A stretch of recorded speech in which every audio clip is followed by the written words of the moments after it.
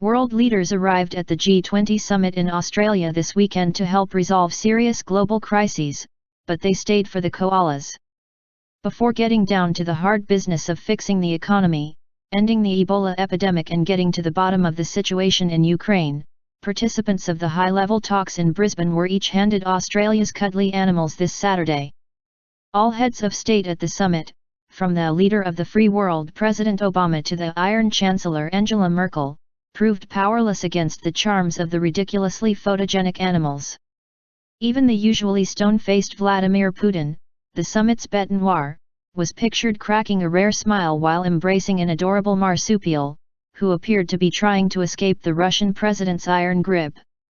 President Obama was equally overjoyed to spend some quality time with a koala named Jim Alung.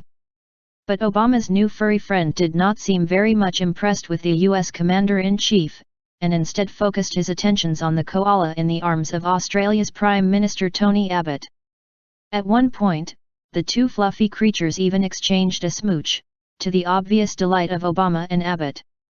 Meanwhile, the ladies of the G20 were also treated to the ultimate Aussie experience and were led by Mr. Abbott's wife, Margie, through Brisbane's Lone Pine Koala Sanctuary on Saturday. The G20 leaders' wives also getting up close and personal and got to cuddle some koalas while they also got to hand-feed some kangaroos. Chinese President Jinping's wife Peng Laiwan, and Canadian Prime Minister Stephen Harper's wife Lorraine, were among the first ladies who laughed nervously as a couple of large kangaroos sidled up to help themselves to the offered food. The G20 first ladies also got to get alongside some of the country's scaly reptiles. Margie Abbott, braving it, decided to hold a snake. But the koala diplomacy could only carry the Western leaders so far.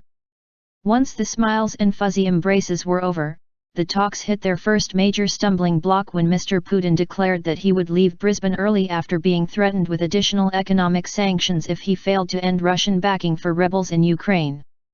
Russia denied any involvement in an escalation of the separatist war in eastern Ukraine, where more than 4,000 people have been killed since April, but faced strong rebukes from leaders including President Obama and Canadian Prime Minister Stephen Harper.